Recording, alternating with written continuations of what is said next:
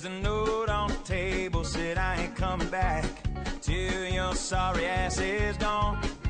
I'm tired of cheating and running around. Never saw the wrong in anything you've done. Whiskey's gone, but I ain't leaving. Good morning, welcome to the Area Source. I'm your host, Ryan Hills. And I'm Gary the Hawk Hawkinson. That is Gary the Hawk That's Hawkinson. right. The whiskey is gone, but we ain't leaving. We are right here. You might want to drink some whiskey, though, after you hear this story, so let's get to it. So the recovery's been underway for quite some time. Well, according to the media and the current administration, it has. After all, we've heard speech after speech and report after report on how unemployment's down and America is rebuilding, so it must be true, right? Right. Of course Right. it is. Yeah. So let's just check and see how we're doing.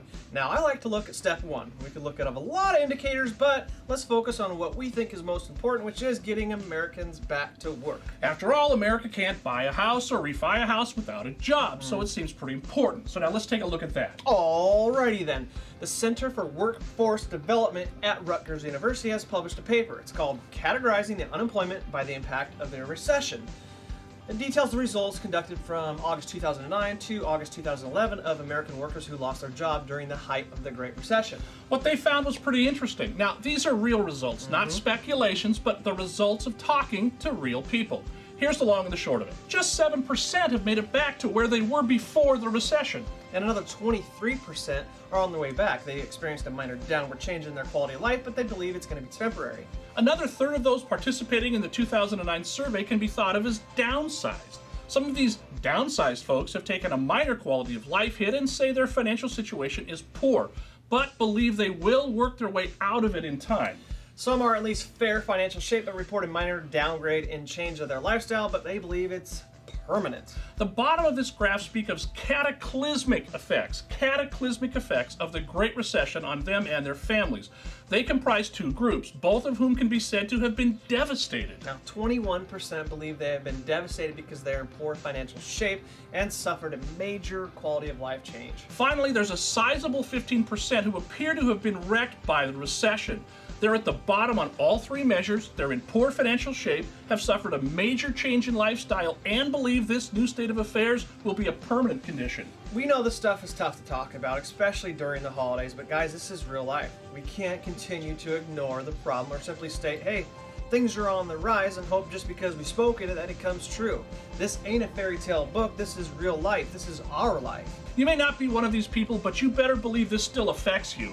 We have to make this a priority, a real priority, not just for political gain. I wonder how these people feel when the White House continually comes out with these recovery stories. Just thought we'd bring you the real story like we always do. We told you that you might want to drink some whiskey after this one, so hey, by the way, I'm all for saving Europe. Maybe we should fix ourselves first. I'm just saying. The link's down below if you'd like to read the story for yourself. It's only a few pages, so take a look. This next story cracks me up and goes hand in hand with what we just talked about. Realtor Magazine posted an article stating that prices have mostly stabilized. Why aren't people talking about this? I love how they open this story up too. They say an improving job picture and prices stabilizing for non-distressed homes are all signs that point to a housing recovery taking shape. Let's just break this down for a second. The first one we don't need to spend much time on because, well, we just proved that no, the jobs market is not improving. But what about the second reason for them thinking that the housing market has recovered? Non-distressed home prices have stabilized? Non-distressed, meaning not bank-owned or short sale prices have stabilized? Huh. I would love to hear your guys' take on this in the chat log below, but I think that these prices have stabilized because they're not selling. They can't compete with the distressed market. Prices stabilize because they can't drop their price. They can't afford to, so the home doesn't sell or it just sits on the market forever at the price that the homeowner can afford to sell it. Really, guys? Come on. Really? Nobody's talking about it because it's simply not true no matter what you report. And I love how they wrap their story. The key to the housing recovery largely depends on when these first-time buyers decide it's safe to buy a house. I got news for you, Realtor Magazine. The first-time home buyers would love to buy now. They're not worried about the prices falling. They're worried about either keeping their job or getting one in the first place. Have they not noticed a massive movement of what should be first-time home buyers? Hint, they're occupying Wall Street right now. They're supposed to be our target market. Young adults graduating college, getting jobs due to their expensive educations, and buying their first homes. One simple problem. They're busy occupying Wall Street and not the homes that we should be selling them. But hey, what do we know? Maybe the White House and Realtor Magazine is right. They're way bigger and much more respected than us, so they have to be telling the truth, right? Right? I mean, right. Really? Hey guys, that was tough. That was rough. But like Gary likes to run to Jose And Jack. Jack. I like to run to Crown when I have a rough day. So It'll help. we recommend drinking heavily to get through the day. Just kidding.